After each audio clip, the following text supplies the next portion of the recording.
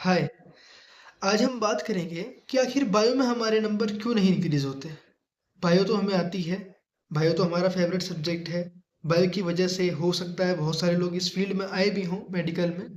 लेकिन फिर भी हमारे नंबर बायो में या तो कांस्टेंट है, एक जगह रुक गए हैं, या तो बढ़ नहीं रहे हैं।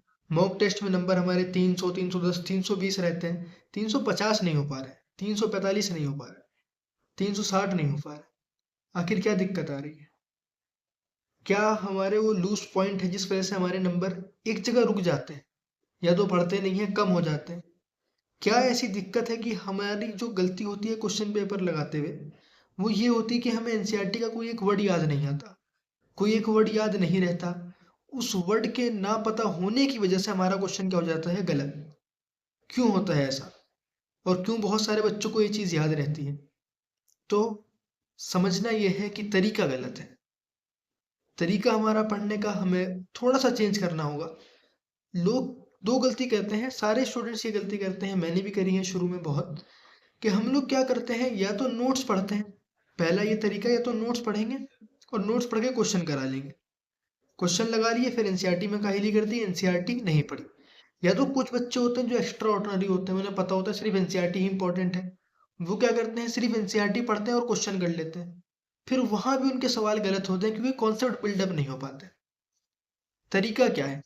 एनसीईआरटी को 2 बार पढ़ना, 3 बार पढ़ना, अच्छी बात है, पढ़ो। एनसीईआरटी को 4 बार पढ़ लो, 5 बार पढ़ लो, 6 बार पढ़ लो, अच्छी बात है। लेकिन सिर्फ एनसीईआरटी पढ़ने से भी नंबर नहीं बढ़ेंगे जब तक हमें वो एनसीईआरटी याद नहीं रहेगी।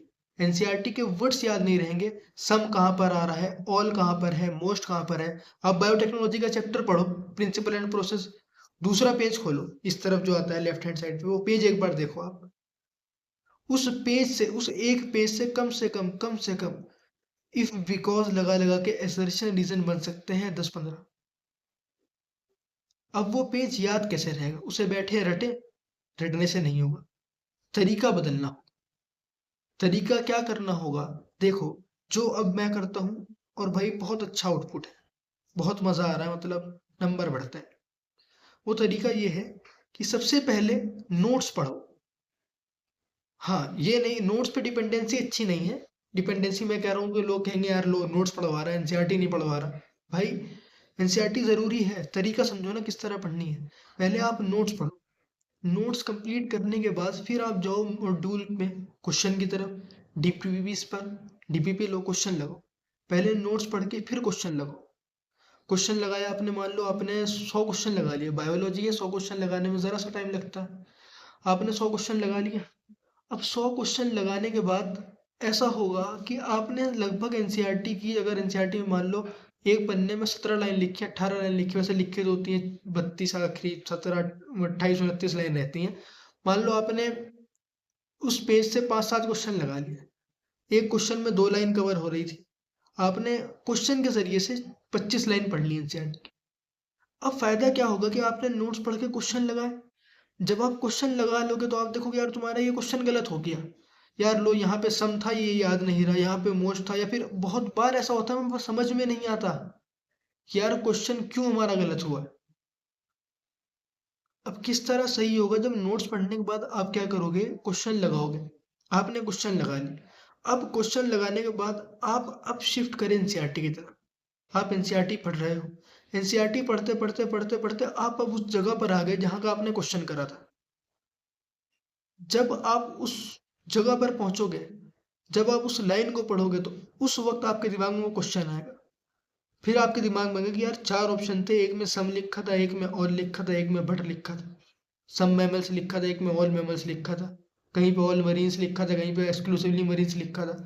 फिर जब आप वो चीज़ एनसीईआरटी से पढ़ोगे कि लो सिर्फ लिखा है एकानोडर्मिटर में कि एक्सक्लूसिवली मरीन है, तो अब वो लाइन आपके दिमाग में छप जाएगी। आपको पता होगा कि काइनोडर्मिटा में लिखा है क्या, एक्सक्लूसिवली मरीन। टीनोफोरा में लिखा है क्या, एक्सक्लूसिवली मरीन। हेमिकॉर्डेटा में लिखा है क्या, एक्सक्लूसिवली मरीन। प्रोटोकॉर्डेट्स में लिखा है क्या, एक्सक्लूसिवली मरीन। कॉन्ड्रिचिस में लिखा है क्या, एक्सक्लूसिवली मरीन। कैसे याद रहेगी?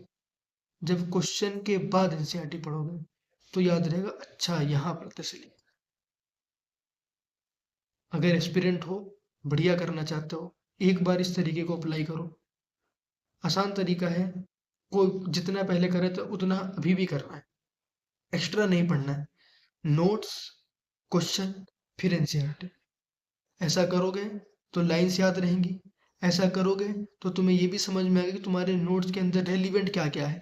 तुम्हें अपने नोट्स के अंदर अब क्या बात अगली बार से ध्यान रखनी है। तुम्हारे नोट्स में ये बात कहाँ पर लिखी है कि हेमी डेटा जो होते हैं उसमें फलाना फीचर होता है। तो ऐसे करके देखो, आउटपुट आएगा तो बताना, आउटपुट नहीं आएगा तो बताना। और कुछ अच्छा तरीका तुम्हारे पास हो तो भाई कमेंट करो, समझाओ, मैं भी उसको यूज़ करूँ, मतलब मेरा भी फायदा हो तुम्हारा भी फायदा हो। ठीक है।